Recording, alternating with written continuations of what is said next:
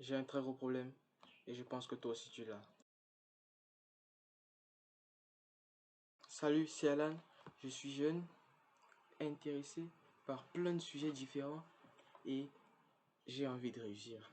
Mais là, je me demande comment est-ce qu'on fait pour réussir. J'ai déjà fait une vidéo sur comment réussir en utilisant la lecture, mais ce n'est pas tout. Il manque quelque chose. Ça fait déjà à peu près un mois que je pratique la lecture. C'est vrai que ce n'est pas assez pour dire que la réussite doit être à portée de moi, mais je me dis qu'il faudrait déjà porter ses fruits. C'est vrai, je vois mon raisonnement augmenter et c'est là que vient la question, comment faire pour réussir? J'ai commencé à faire des recherches sur le sujet et il y a eu un petit problème. Je suis tombé sur ces vidéos toutes faites de comment réussir en une semaine. Mais écoutez-moi bien, bullshit. Ce sont de gros bullshit ces vidéos. Après ma phase de recherche, je suis tombé d'accord sur le point qu'il y a des compétences clés qui permettent à quelqu'un de réussir. Et on va donc parler aujourd'hui des 3 compétences qui vont vous permettre de réussir. Alors si vous voulez réussir, restez bien jusqu'à la fin parce qu'on va y aller crescendo. C'est-à-dire qu'on va aller de la compétence qui a la plus petite valeur vers celle qui a la plus grande. Mais avoir la plus petite valeur du top 3 ne veut pas dire qu'on a une compétence de merde. C'est juste une compétence qui est très forte, mais moins forte que les deux qui sont au-dessus. Compétence numéro 3, le deep work. On arrive à la partie de la vidéo qui va faire fuir beaucoup d'entre vous. Mais le deep work, on ne vous l'aura jamais assez dit. C'est l'une des compétences principales de tous ceux qui ont réussi comme Yomi Denzel, Dali Doolittle, Monsieur Dreamax et des autres. Même des gens comme Jeff Bezos, Mark Zuckerberg sont des travailleurs d'arrache-pied parce qu'ils pratiquent le deep work. Vous pouvez vous dire, comme les étudiants de médecine qui disent souvent, j'ai travaillé pendant 12 heures. Bullshit. Moi, ça ne m'impressionne pas. 12 heures de travail, ça veut dire qu'au maximum, tu as travaillé 1 heure de manière efficace et le reste, tu as tout foutu en l'air. Les étudiants en prépa, c'est la même chose. Le vrai travail, c'est le deep work. Alors, qu'est-ce que c'est le deep work? Le terme deep work signifie session de travail approfondie. C'est des courtes sessions de travail ne dépassant jamais plus de 4 heures pendant lesquelles vous êtes focus sur votre travail et vous ne faites rien d'autre. Je dis bien rien d'autre. Donc, le téléphone à côté de votre espace de travail, vous me le foutez dehors. Toutes les notifications, vous me les désactivez dans votre ordinateur. Vous ne faites que travailler. On a tous déjà entendu parler. Sinon, voilà, là voilà pour les autres. La loi de Pareto. 80% des actions faites produisent 20% des résultats. Qu'est-ce que ça veut dire cela? Ça veut dire que le 20% du reste des actions qui n'ont pas été faites produisent 80% des résultats. Qu'est-ce que ça veut dire dans notre contexte? Ça veut dire que si vous faites une séance de deep work où vous ciblez les bonnes parties du travail à faire, les points les plus essentiels dans votre travail, vous pouvez avoir abattu 80% de tout le travail en 3 heures alors que quelqu'un l'a fait en environ 2 jours. Le deep work, c'est du gagnant-gagnant.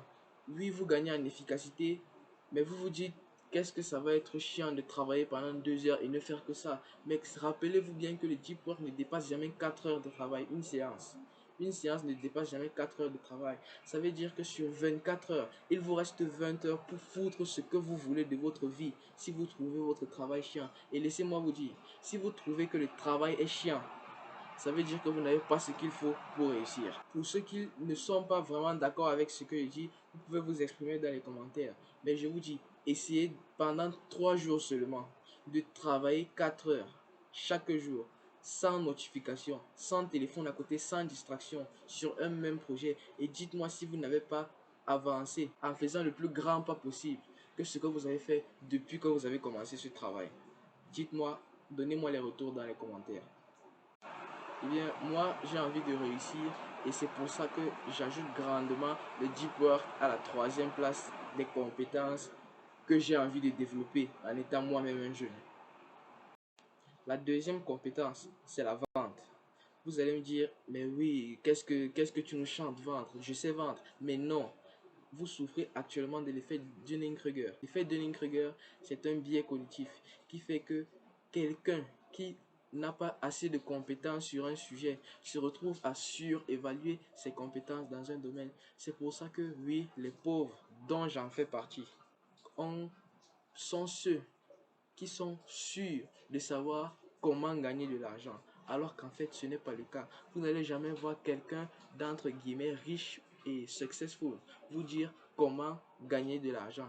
Il va vous émettre des hypothèses, mais ne jamais vous dire que ça, c'est la façon dont il faut passer pour gagner de l'argent. Alors sur la vente, qu'est-ce qu'il y a? J'aime définir la vente avec la définition que nous a donnée notre pote Lohan. Coucou à toi Lohan, si tu es là, laisse un commentaire s'il te plaît. L'effet, la vente, comment Lohan l'a défini? C'est un processus qui te permet de faire croire, de faire penser à l'acheteur que ce qu'il va acheter vaut moins que ce contre quoi il l'échange. Ce contre quoi il l'échange, ça peut être de l'argent, ça peut être son temps, comme les réseaux sociaux par exemple. Les réseaux sociaux, les gens échangent du temps contre du contenu, contre du plaisir, contre des émotions. Et toute la, tout le marketing qu'il y a autour, c'est pour donner l'impression aux gens que l'émotion qu'ils vont ressentir sera supérieure au temps qu'ils ont échangé. C'est ça la vente. Donner l'impression à l'acheteur qu'il gagne plus à acheter qu'à ne pas le faire. Si vous voulez avoir des bases solides sur la vente telles que je vous l'ai défini, alors je vous conseille fortement le livre Ne coupez jamais la poire en deux. Ce livre a été écrit par un ancien négociateur du FBI. Vous voyez comment il est le mec. Il s'appelle Christopher Voss. Alors, je vous le recommande fortement. La troisième compétence, ce sera l'apprentissage régulier. Quand je parle ici d'apprentissage, je parle de rester toujours ouvert à de nouvelles idées. C'est-à-dire, vous pouvez apprendre des chaînes YouTube, des vidéos YouTube comme celle que vous êtes en train de regarder. Vous pouvez aussi apprendre en lisant des livres, qui est pour moi la meilleure façon d'apprendre quelque chose. Parce que là, vous pouvez apprendre des choses qui sont vérifiées et qui des fois ne se retrouvent pas sur Internet. Pour ceux qui veulent apprendre, je vous conseille de vous abonner à cette chaîne et d'aller regarder deux chaînes YouTube.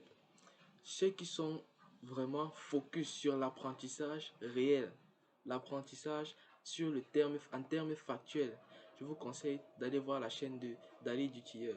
Oui, ce n'est pas de la concurrence dans le YouTube game. C'est ce que je vous propose, c'est d'accroître votre niveau de réussite. Donc, allez voir les vidéos de Dali et abonnez-vous. En plus, pour ceux qui sont focus sur le business, je vous conseille vraiment d'aller voir la chaîne YouTube de Yomi Denzel et Oussama Amar sans permission. En plus de quoi, vous pouvez voir leur chaîne YouTube séparément. Pour les plus forts d'entre vous, vous pouvez vous abonner aux 3 comptes, c'est-à-dire celle de Yomi et Ous, celle de Dali et la mienne. Si vous vous abonnez, on sent vraiment que vous êtes déter à réussir. Pour ceux qui sont le plus déterminés, abonnez-vous à ma chaîne. Je sortirai d'autres vidéos, environ 2 ou 3, d'ici la semaine prochaine. Et je sortirai des shorts environ tous les jours. Alors, abonnez-vous. Et n'oubliez pas que vous avez le pouvoir de changer votre vie. Alors, c'était Alan. À la prochaine. Ciao!